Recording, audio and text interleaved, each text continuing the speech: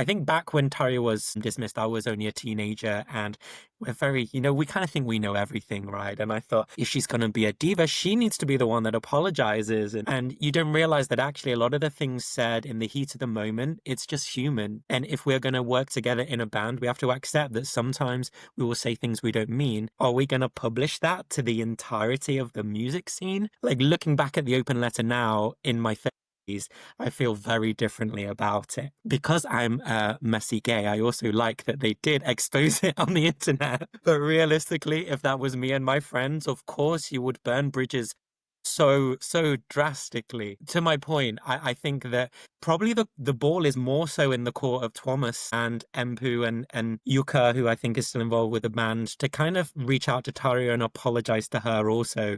But unfortunately, obviously we don't know the conversations that are going on behind the scenes, but I feel like both of them are waiting for each other. And unfortunately, as long as that happens, I can't see a Tarja reunion anytime soon.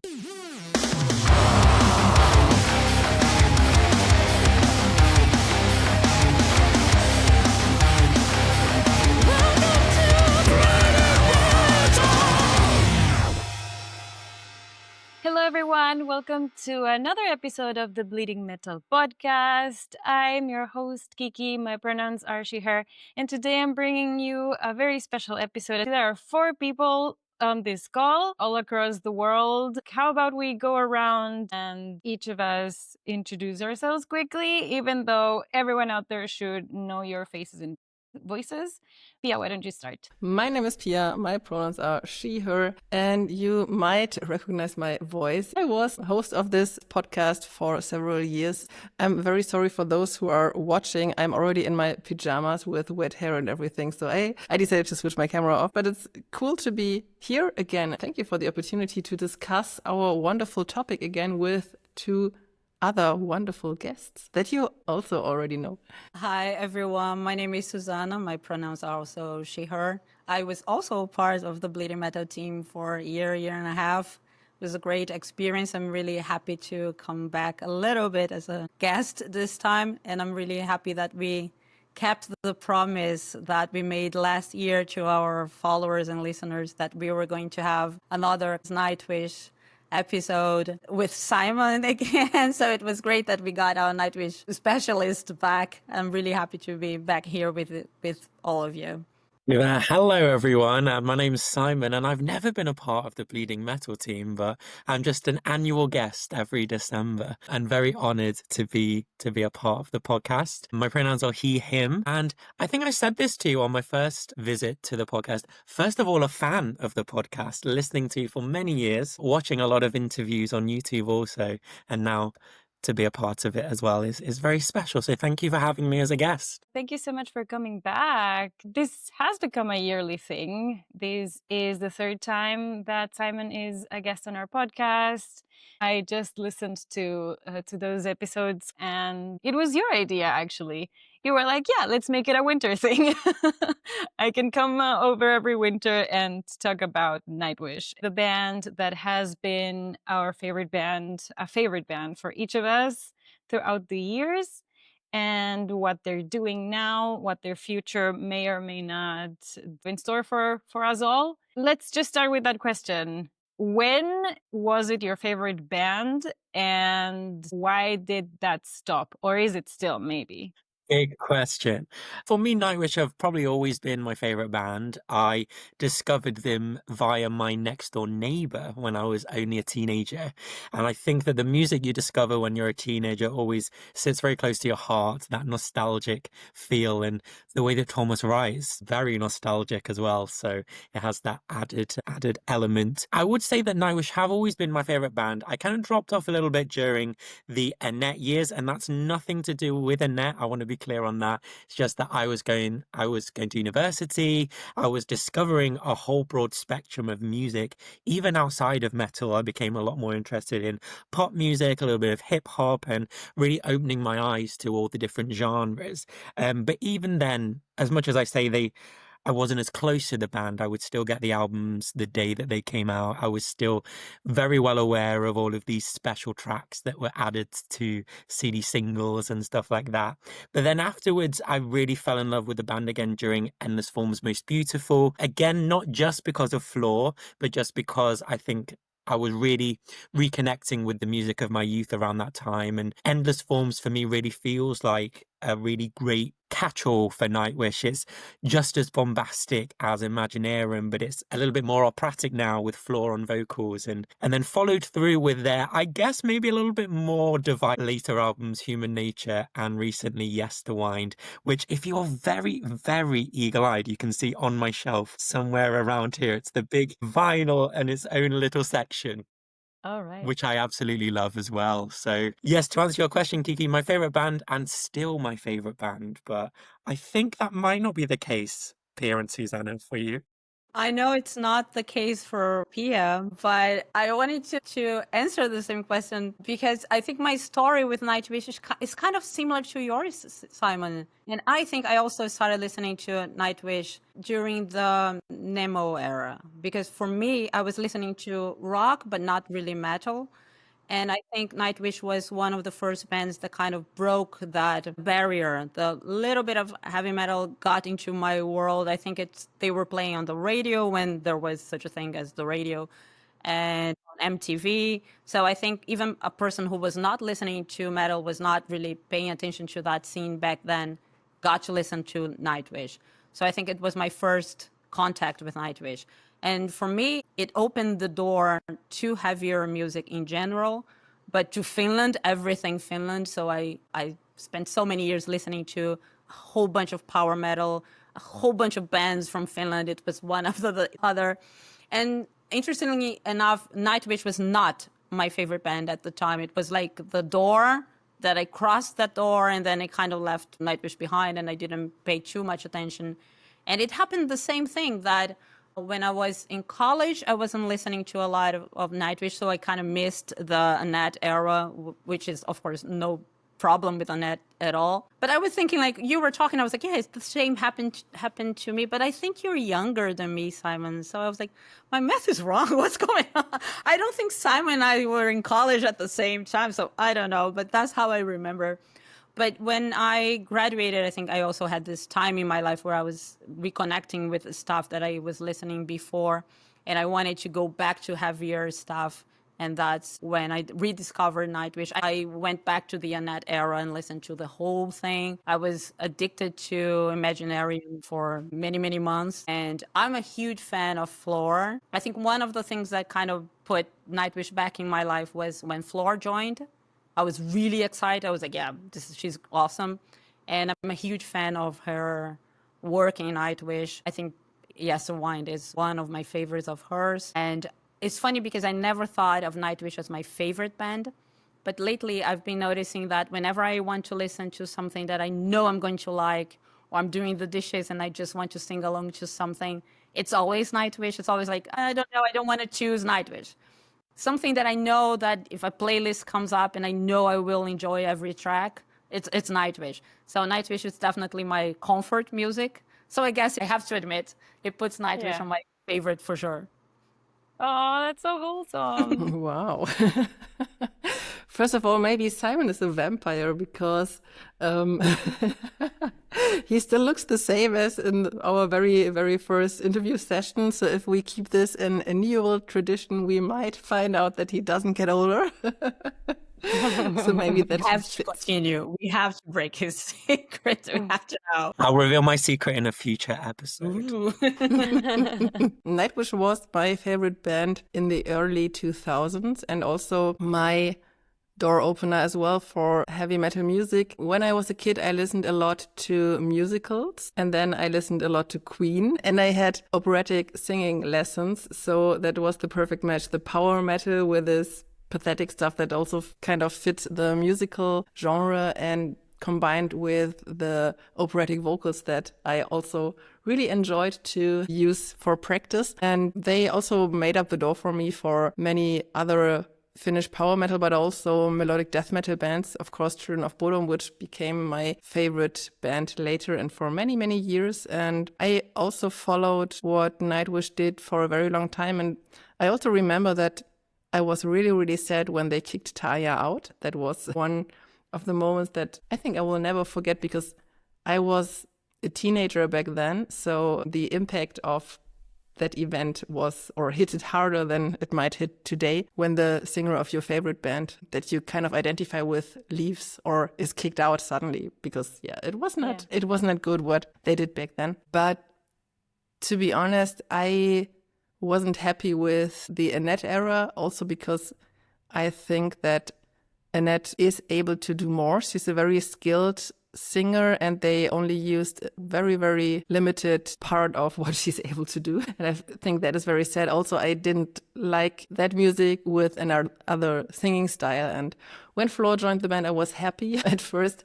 But when I found out she doesn't use her repertoire as well in Nightwish, then I really lost interest very quickly. And I don't know how long I haven't listened to Nightwish. It must have been months, if not years. So honestly, I'm not following what they are doing anymore. I also know the feeling of, I want to listen to something that I listened to many, many years ago. Then I choose Sonata Arctica or Children of Bodom, but I never choose Nightwish. I don't know why.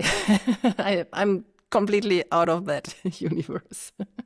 I feel like I have a lot of similarities with that, actually, because I also started listening to Nightwish back in the very old days, around the Wishmaster time. Then I was also devastated for the Tarja situation. It's funny because just recently, because I moved and everything, I found an old magazine that I had with a big Christmas special and the Tarja story. And they were on the cover. Tarja and Thomas were on the cover wearing Christmas hats, wearing like Santa Claus hats. And there was, the big paper rip in between them. And they had all of the things. They had the letter. They had the interviews. They had it all. It was really funny to reread that. And that I had kept it after all these years. And when we started planning this episode, I actually got the same question like Pia just said. Are they even still doing anything at all? I don't hear anything about them at all. They are completely lost from my radar. I wasn't a fan of the Annette era either, but I did see them at a festival with her. That was the very first time I saw Nightwish. Then I did see them again at another festival with Flor. That was incredible. That was an amazing experience. But I would also like to see them in a concert, not in a festival setting.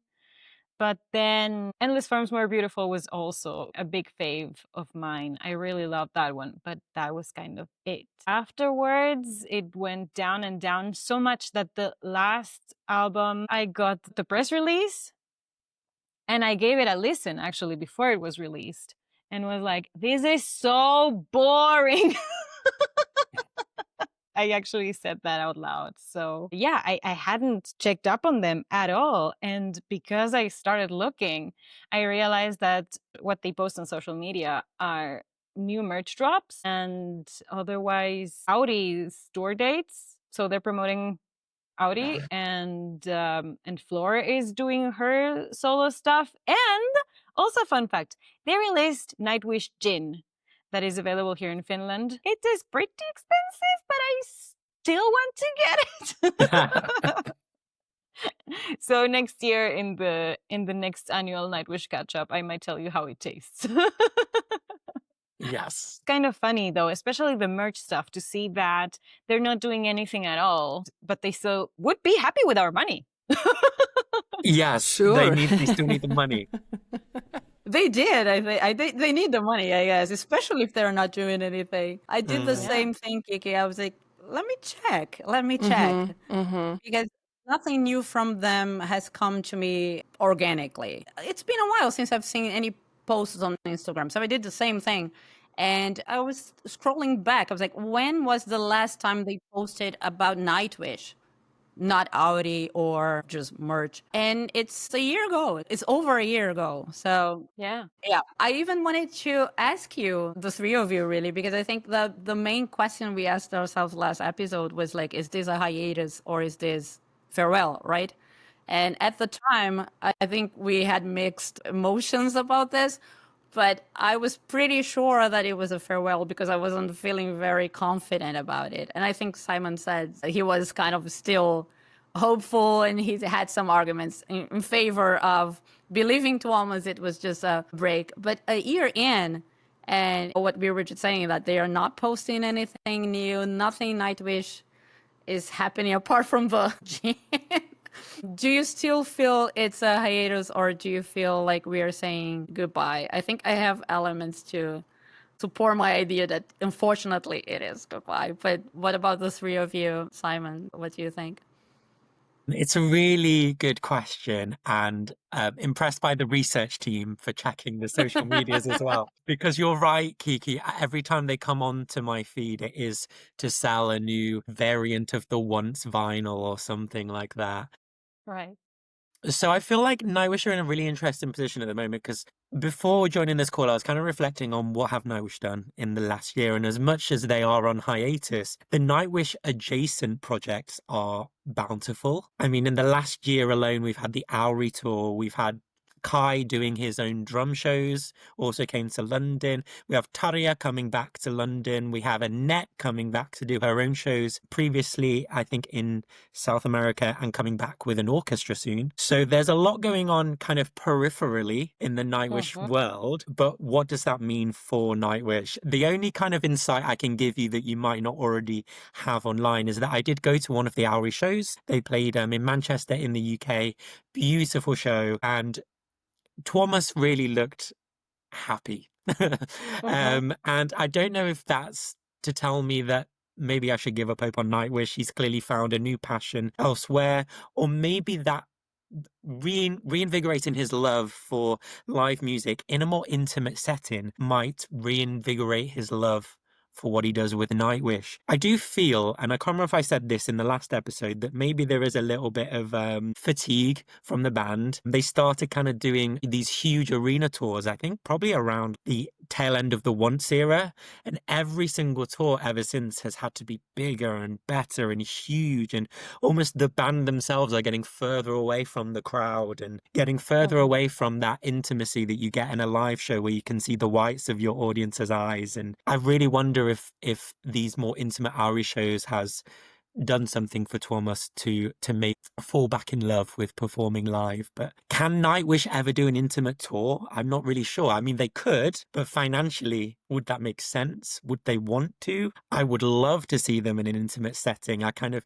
Kiki, when you were talking about discovering them during Wishmaster, I mean, that for me is such a golden era, almost a nostalgia for a time that I never experienced, to see them in these tiny clubs with, you know, the orchestras on a backing track. I kind of long for that in an odd way. So I'm not really sure, Susan. I'm still kind of, maybe my hope for them, for wanting them to stay together, has convinced me that this is not the end. But you're absolutely right that there is a lot of evidence that maybe this is, more than a hiatus.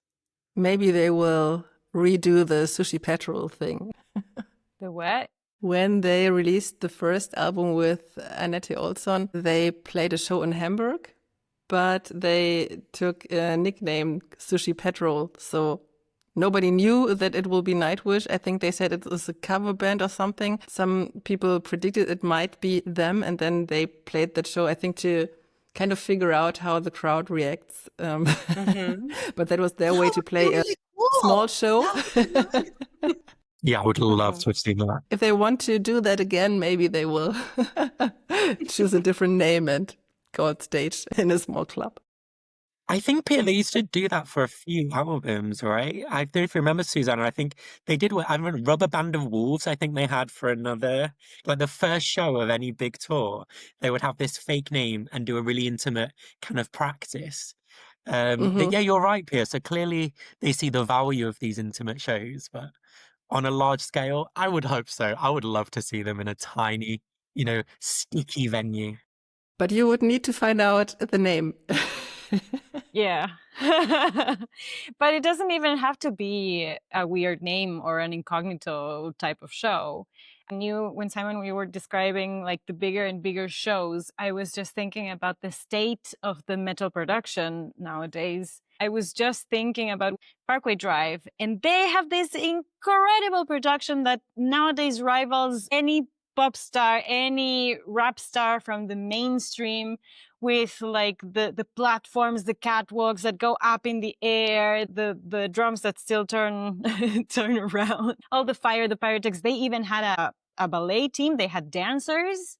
The Electric Cowboy show was not as big, but that's what we're getting nowadays. And obviously it comes with a much, much bigger ticket value. But we are having those types of arena shows. And especially Parkway Drive, they actually did exactly that. They had a very small secret concert in Berlin. There were a lot of people from the press and I don't know, maybe a fan club. Maybe it was like super exclusive, super expensive type of thing, because they could do that as well. Nightwish could very easily, it doesn't even have to be a huge orchestra, but it could be a strings quartet or a small camera orchestra, and do it in a really fancy opera theater or that type of thing and charge hundreds of euros, and the fans would go. I would go, yes, you're right. Take my money. We would go. So if it's money what they need, they could sing about all of there are a lot of different possibilities. The question, I think, is whether they want to. But we didn't allow Pia just yet to answer her hopes and wishes, or not so much. That's fine, because I don't care. When you just said you would go to whatever they might do, I thought, no, I wouldn't. So I'm still completely out of that cosmos, and I think they don't need to, because when they are selling gin and everything now, and they sell merch and merch and merch, why would they go on stage to make money when they can do it with other stuff? That's true too. And we really don't know what has happened behind the scenes, which leads us to our next topic. But before we go on to a bit of a metal gossip type of situation, it's funny that we are also talking about like our best memories. If I may generalize this statement, our kind of best memories are from the old school days of Nightwish. I just went out for karaoke on Sunday night with a friend here, and I sang 3 Nightwish songs. 2 of them were from the very early days. And people love them. And that's the songs that are available. There was no karaoke version of any of the latest albums. Elan was the only one. And that's kind of it. But there you have your Phantom of the Operas and your, what did I sing? Sleeping Sun and Everdream. All of those are there. But they have no Epica, and they have a lot of other huge symphonic metal bands. So Nightwish did pierce the mainstream a lot, but back in the days, and those have stayed classics, timeless classics, and their latest records didn't anymore. So that also has an effect and an impact of whether a band wants to continue or not. Now that you mention all these songs, what I might visit if they bring back Tarja and Marco, that would be something where I would say, I would like to see that. Yeah, absolutely.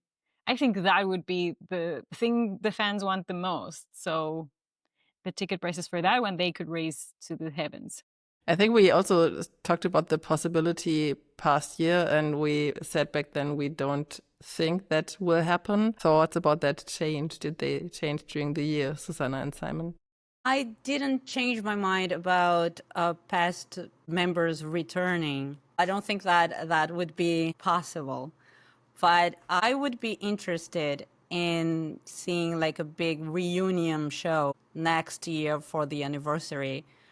If we would have Tarja and Annette and other past members be part of that show as guests and sing some tracks together. Last year, I think Simon even talked about like a super long show that we could have like 1 hour with Tarja and then 1 hour with Annette, or 45 minutes and then with Flor.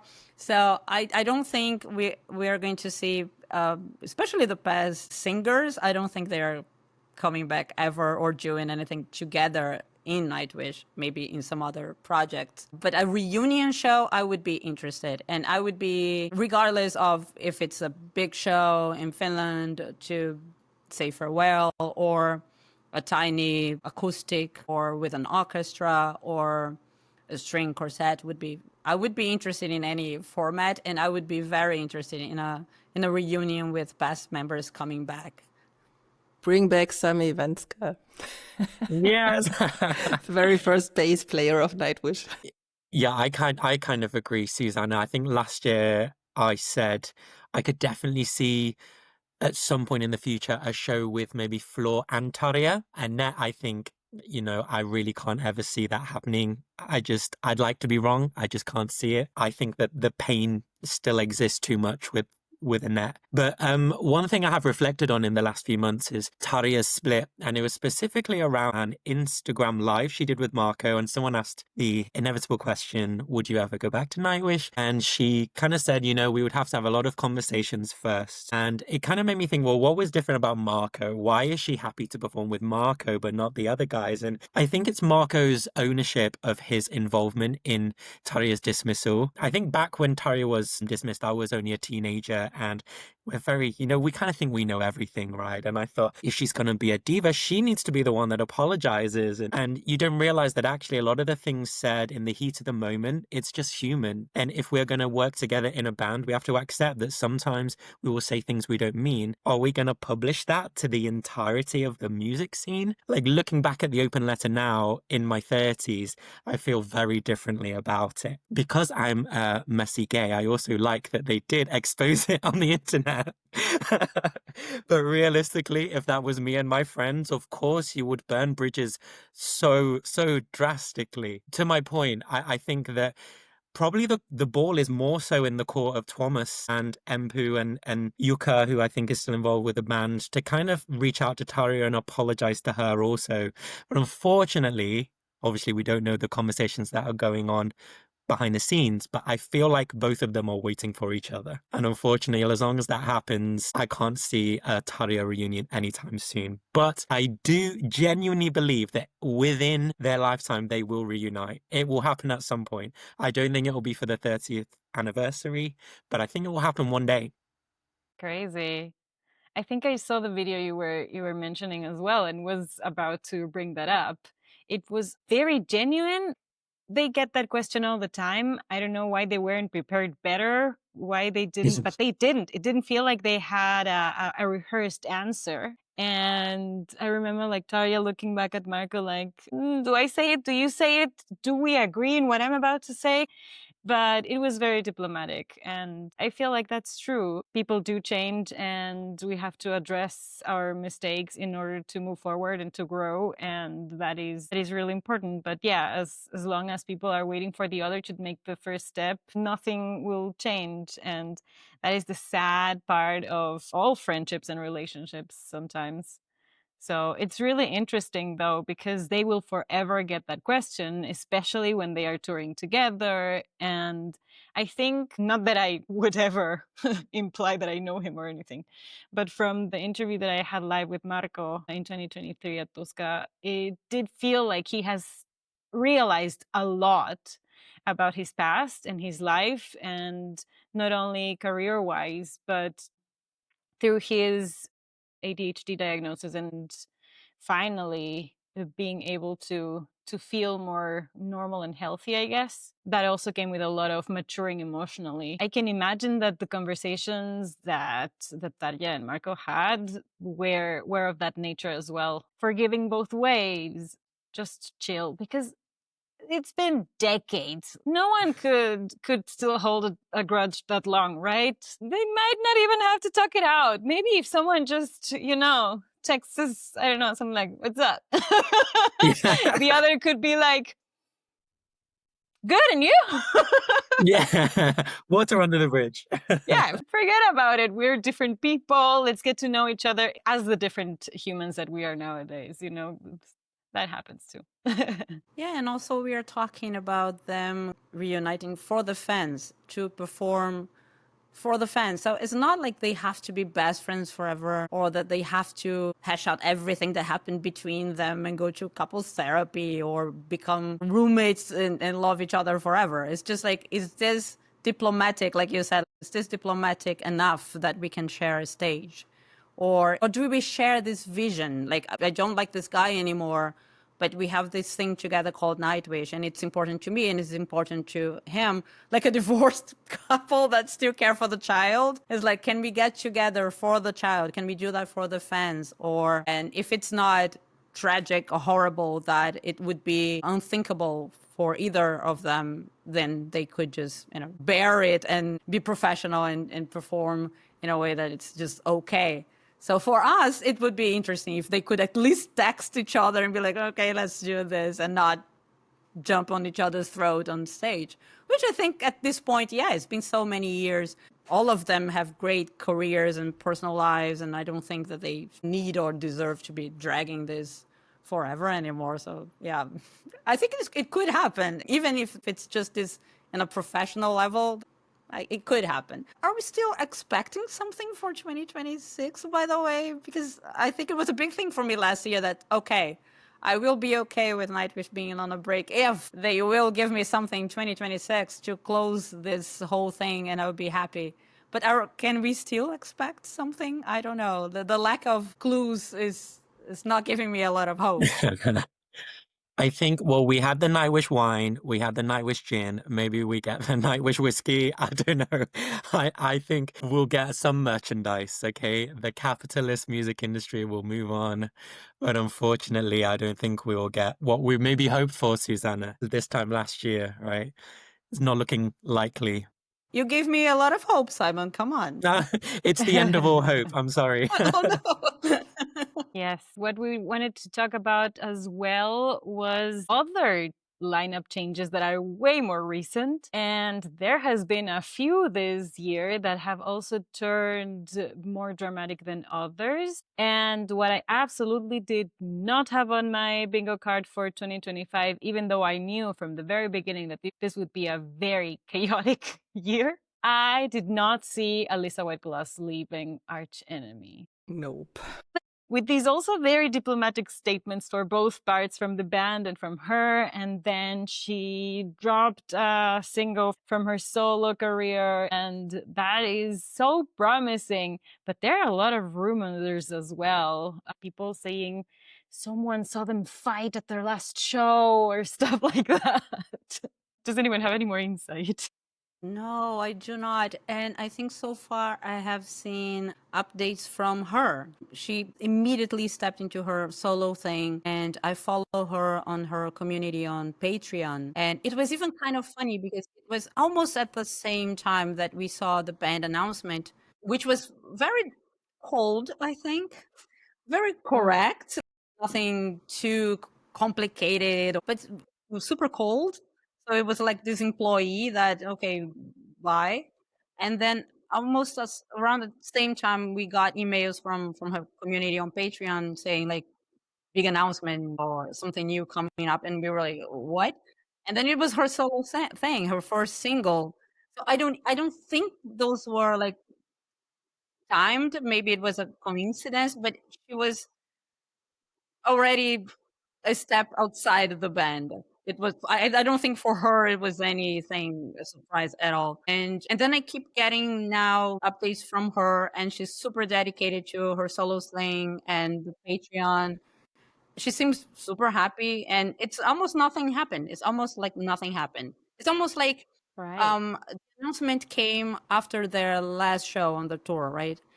So it was almost kind of natural that they would have this huge tour with the band, and then the tour stops. She has a 24-hour break, and then she starts working on her thing. Even if she had not left the band or being kicked out of the band, it would feel super normal that, okay, now that the tour has ended, she's now dedicating herself to her thing. It seems very easy, no problem. I saw it on Instagram, the music press. They analyzed the letter that the post that the band published, and then what she posted later, because I think for the first 24, 48 hours, she was only talking about her solo thing.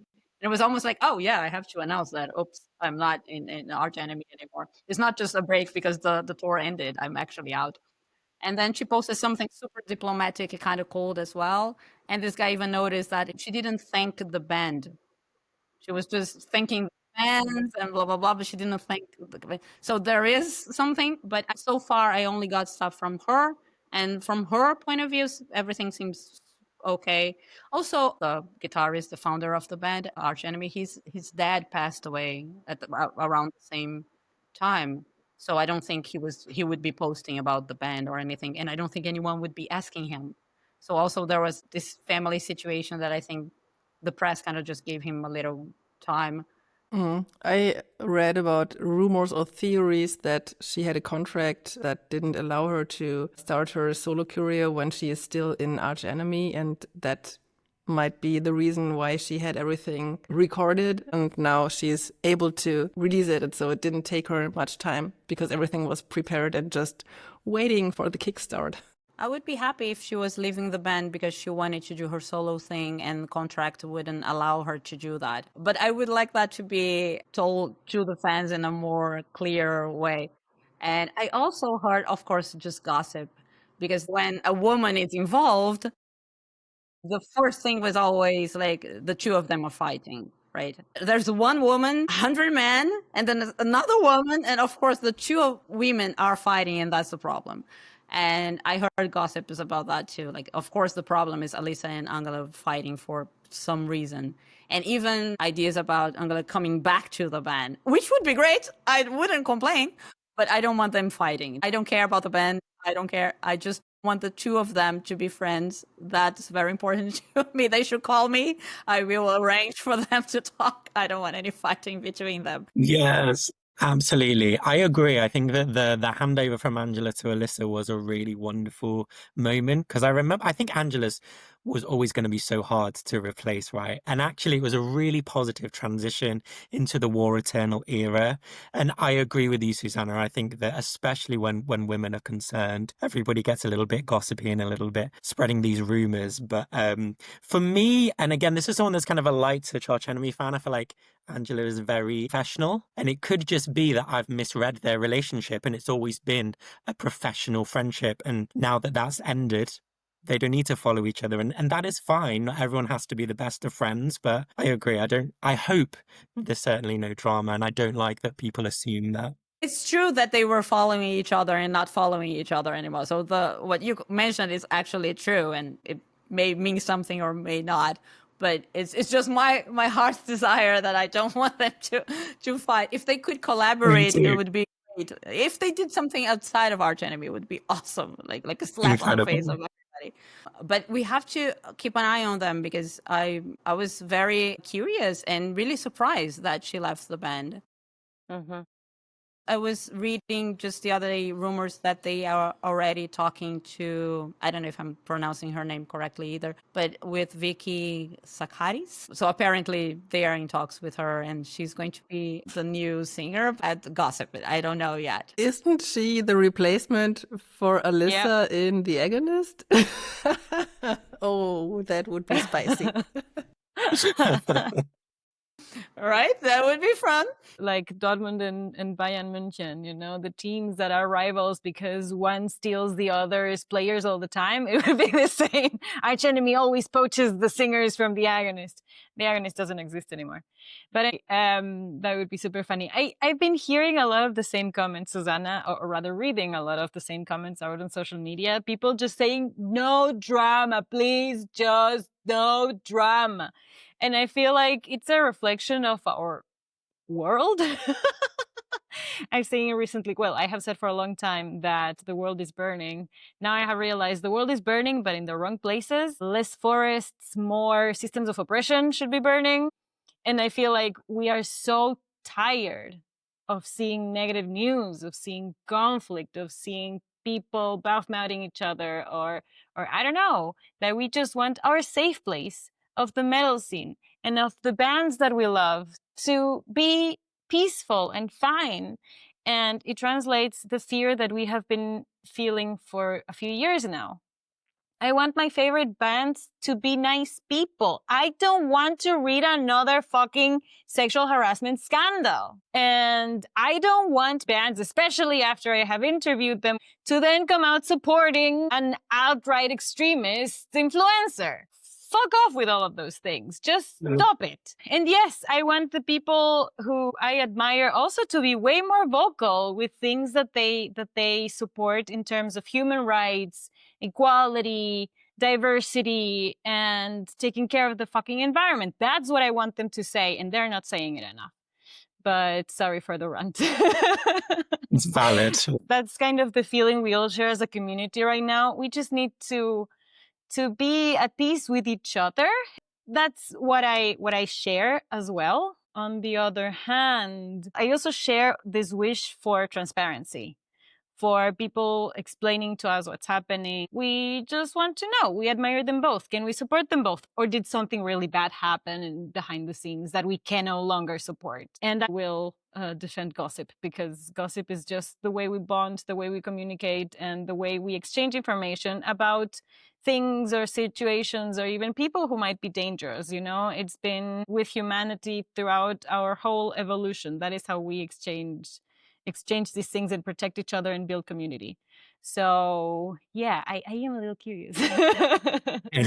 The only sure thing is that we're all humans. There probably was some human drama. My personal speculation was Alisa has been working on her solo project, her solo career for a while. She had the Alisa logo for years now. She was signed to, I think, Nuclear Blast as well, for years now, but nothing came out. She has merch, she has the Patreon. She did a lot of collabs and a lot of covers, but her own stuff never came out.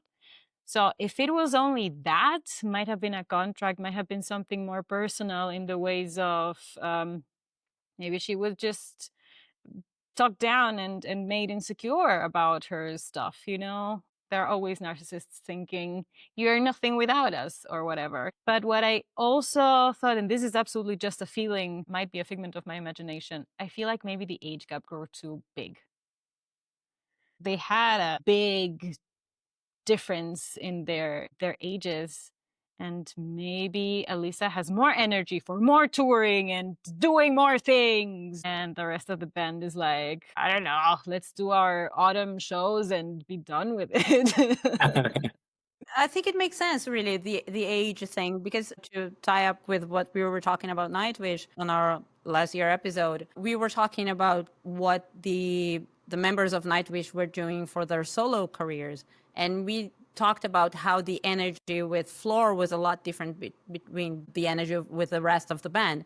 And we did mention the fact, I mean, I don't think there is a big age gap with Floor, but there is a big difference in the time that she's in the band. So, of course, Tuomas is in the band for 30 years, and she just got there. So we said pretty much the same thing, Kiki. Probably, we thought that she wanted to do more. Maybe she's not tired of the big tours yet, because she has been doing that for, 10 years, not 30. And I think it makes sense with Alisa as well, that not only there is this gap in energy or in where they are in their career, she is still mid-career, and maybe the rest of the band is already thinking of either retiring or doing something else with music that is not touring every day. I don't know about their family situations, so I don't know if some of the band members want to stay at home more because of kids or other things, which would be, of course, a valid reason. But I think the age thing and the career stage, the difference where they are in their career, would be a problem, or if not a reason for them to fight, but a reason for them to part ways. They want to go different ways. Yeah, and it makes sense that she was already working on her solo thing, and she seems to be putting so much energy in that. So that's probably where her heart is, and the band was not in the same page with her with that. And to that point as well, maybe the genre is also an issue, because, and this is what Pia says a lot about the vocalists in Nightwish, Alisa has a lot more in her range than the harsh vocals. And I'm not sure how much she is allowed or invited to use her clean vocals within the music that Arch Enemy makes. And in the covers, in the collabs, and in her solo single, she does explore a lot of her cleaner vocals and some bit of different genres. So maybe that was also something that they no longer had in common, that they grew out of. And know that in the beginning she wasn't, quote unquote, allowed to sing clean vocals. They just didn't want it because it wasn't part of their music before, and they didn't want it to be an element of the music. But I don't know if they changed that with the latest releases. Somewhere in my brain it says they released a song with clean vocals because I was surprised they did, but maybe I am mistaken here. So you should check that if you want to know. I think I was just going to say their last album, she's going out on a high because Blood Dynasty is incredible. And you're right, Pia, a couple songs. Viva Liebe, I think, is all clean vocals, and Illuminate the Path, the chorus is the clean vocals. So yeah, she's definitely going out on a high. Love that album. On the question of who could replace her, what you said before, Simon, about replacing Angela was super difficult.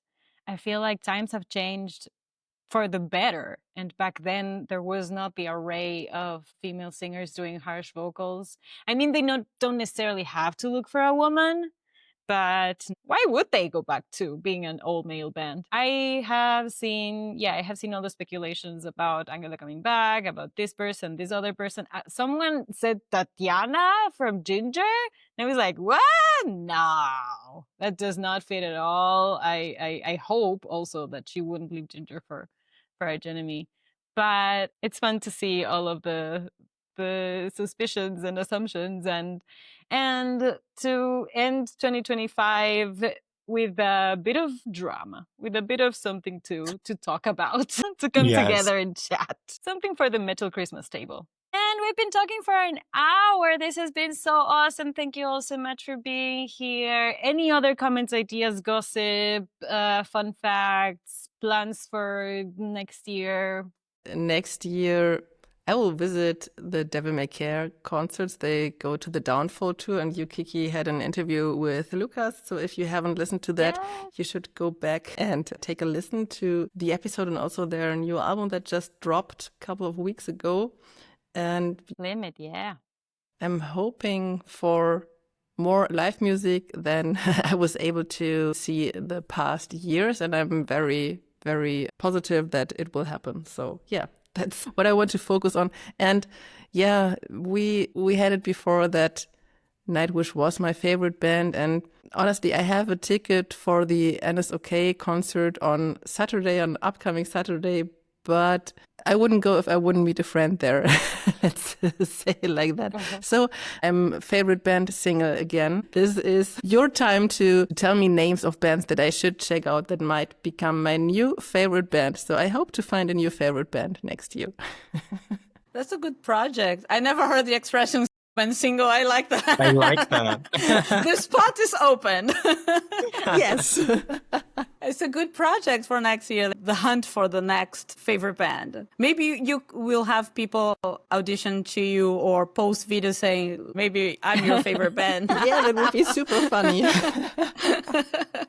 Nice. Well, for me, currently back studying again, and next year I have a little research proposal that I think will be very on brand for Bleeding Metal, actually. I want to look into something called diva worship within the queer community and how it applies to metal music. A lot of queer people, of course, love Tarja, love these operatic divas, and there's been a lot of research within the pop sphere. So why do gay men love Madonna, love Lady Gaga? But I want to do some research about how that transposes into metal and whether it does. So maybe once I've got some findings from my research, I can let you know. Yes, please. Absolutely. I loved it. I'm 100% so cool. interested. Yeah. Yes. Come back and tell us all about it. Thank you. Big thank you to all the guests. And yeah, see you around. Bye-bye. Bye. Thank you. Thank you so much for being here. Bye.